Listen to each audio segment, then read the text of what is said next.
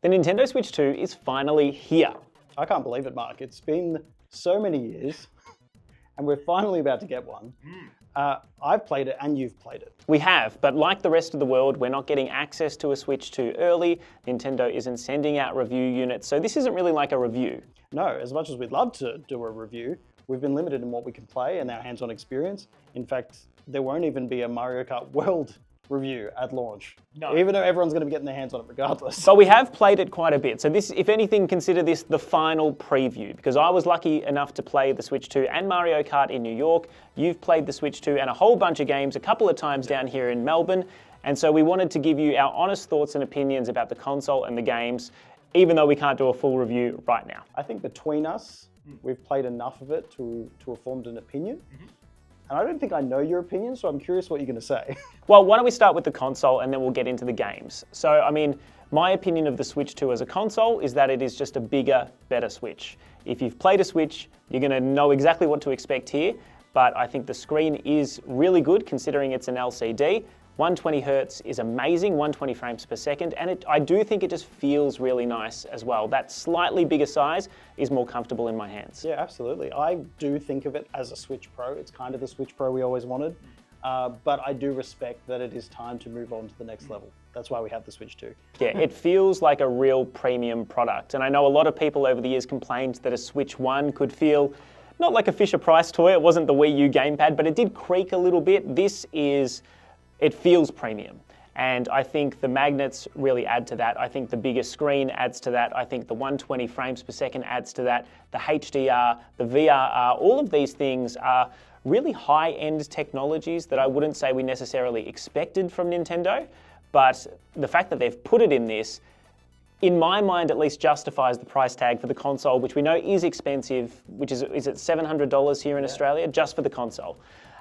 But I'm really excited for it. I agree with you. It does, I think skeptics will call it a Switch Pro, but really that's all I wanted after complaining. Who's complaining about a Switch Pro? But it is. It's the premium Switch we always want. It's not OLED, but the screen is great.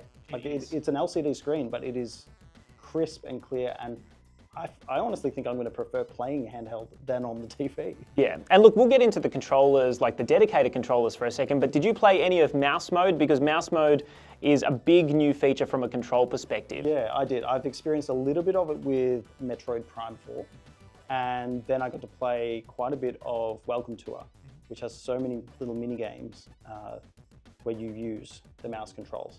I'm not sure about them. I'm still not sure about the mouse controls. I think the cool thing was when Nintendo more recently confirmed that you could use USB mice. So you wouldn't just need to use the Joy-Con.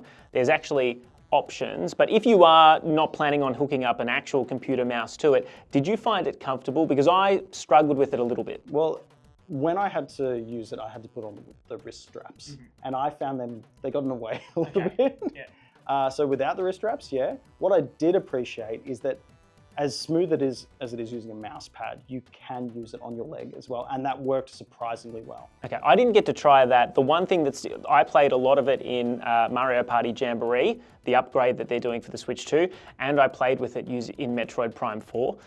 I thought it was fine for the Mario Party Jamboree minigames where it is mainly motion and maybe one button press, but I found that when I was trying to use it, and I played through the entire Metroid Prime 4 demo using it because I wanted to give it a real shot, I found that trying to move it and hit the buttons at the same time wasn't allowing my hand to get in a comfortable enough position where I was happy with it. I think for me, I'm going to play a game like that on a genuine Pro controller or on the system itself, just because I didn't feel like being able to push the buttons was a very comfortable position. Yeah, I feel like it's one of those things that it's just going to take some time to get used to, because when we all use a mice on a computer, it's a big thing in our hands. But now there's this skinny little stick.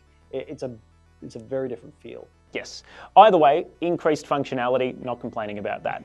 I did want to ask you though about the Pro controller. Did you get a chance to play with the Pro controller? I did, and the Pro controller feels amazing. Yeah, it's not the shape of it, it's the texture of it. It feels good. Yeah, I don't know what sort of polish they've put on this plastic, or if it's rubber or whatever, but it does, again, going back to that sort of premium moniker for it, it really feels nice. Totally, and the extra buttons on the back, it all just feels good in your hands. It feels familiar as well. It's not a controller that's changing the game or anything like that, but the controller itself feels good, and the haptics are a major step up compared to the previous controller. Well, by the time this video comes out, unless you're watching it right away, the system will be out. It'll be in our hot little hands.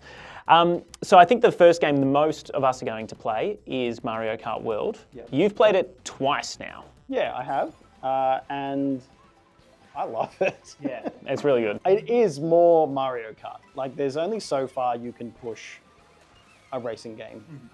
It looks better. It feels better. It actually looks much better. I think when I just upgraded and I was playing it on the Switch 2 for the first time, I didn't really appreciate how much better it looked. But then, because of my excitement there, I've gone back and played Mario Kart 8 on the Switch, and I'm like, oh, you can see the difference. Yeah, it is visually better. But the main thing that stuck out to me was there's 2 new game modes. One of them is free roam, and then you have knockout mode. Yep. What did you get to experience? I didn't really get to play much free roam. Only while I was waiting for knockout mode's lobby to kick in did I get to play a bit of free roam. And as far as I could tell at that point, they didn't have the challenges for me to interact with. It was just like a lobby. So I'm really excited to see those P-switches, to find those little items that give me more costumes. I'm keen to see like how much there actually is to do in the world. There's a lot. I mean, a lot of it is, it's a pretty big world. Every track is connected. So you can't have a P-switch on every corner. No. But it's exciting when you find one. Yeah. And then there's a challenge that you've got to do, whether it's collect a certain number of coins, whether it's a quick race, or get through some rings, or something like that. There is variety there. And I think people will appreciate what's there. I'm sure I'm going to appreciate it. I think that the lingering question, because I think we can work out what it's like to play a Grand Prix. We can work out what it's like to play Knockout Tour, which we'll talk about in a sec. It's just, how much is there in that open world? Is this something that I'll be playing for 5 hours, 10 hours, 1 hour? It's a sandbox world. I know, but in terms of how much there is to do in that sandbox, obviously I'd love to go and visit places. I think one of the things I noted was there's no directive, there's no quest. You just drive around aimlessly. You could go look at the map and go, oh, I'm gonna go over there and drive there. And you might see some things to do along the way, but it doesn't necessarily mean that you know what you're gonna be doing. Yeah. You've just got to stumble across things and explore, because that's the only way to really find things. And I suppose at the end of the day, I'm going to be playing Mario. I love the idea that this mode exists, but I am going to be playing to race it online with my friends and play Knockout Tour, that mode is sensational. And I say that after being knocked out on the first finish line on my only Knockout Tour mode. I was abysmal. I got brutalized by a couple of red shells and a green shell, and I went from like 4th to 21st, and I was out instantaneously. But the panic in that moment was excellent. Like, you're on the edge of your seat. It is adrenaline. I actually got a watch notification saying that my heart rate has risen. It's intense. I can't say I won any of the half a dozen games that I played, but each one was exciting. So I think Mario Kart World, even though we've both played it for, I reckon, a combined, 10, 15 hours now, I would say it's impossible for us to give a verdict on it because we haven't been able to experience that side of it just yet. And we haven't been able to play it from the start. Yeah. Each time I've played it, there's been things unlocked for me. It's just get in and go. It's all there. Yeah. I look forward to building my character roster, unlocking the skins myself. It's going to be fun. Me too. Well, why don't we get to other games that are coming out on launch day? One of those is Nintendo Switch 2 Welcome Tour. You've played this, I haven't played it, so how did you find it? Yeah, I've played about 45 minutes of it.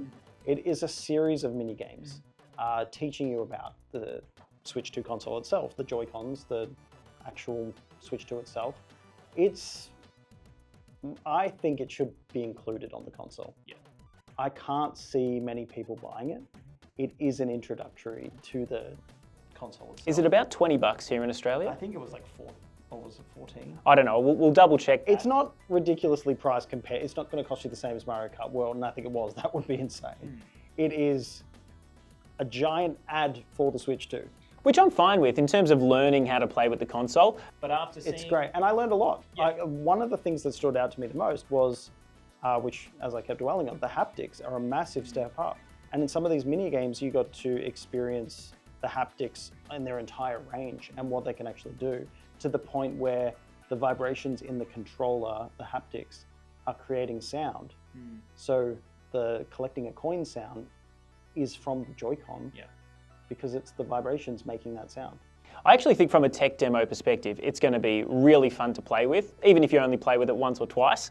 I agree with you. I think it should have been packed in. In fact, at the New York event, when they were doing the big reveal direct and they announced it would be a paid title, people around me laughed. Like it was a shock, a laughter of shock. Well, I think we're comparing it to Astro's Playroom.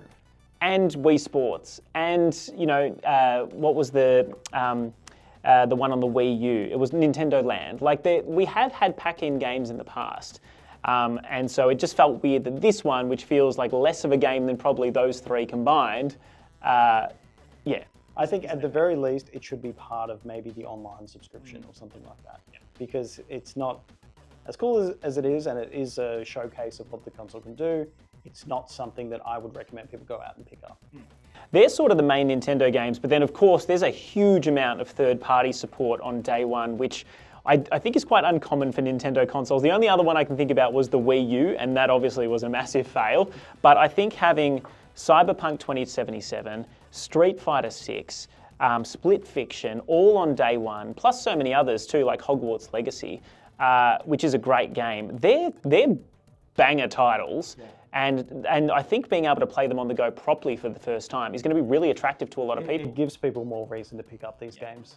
Being able to take them anywhere, like quite often, you'd have to have a Steam Deck if you wanted to play Hogwarts Legacy on the go or something, or you need to be close to your PlayStation Portal. And arguably, the quality on the Switch 2 is going to be better than what you can currently get on a Steam Deck. So, to be honest, I didn't play Cyberpunk 2077. I watched people play Cyberpunk, and it looks really good on the Switch 2. Like, as good as I can remember, as good as I remember it looking on the PlayStation 4, not the PlayStation 5, but the PlayStation 4, I think it matches up to that pretty well. With fewer bugs. Yes.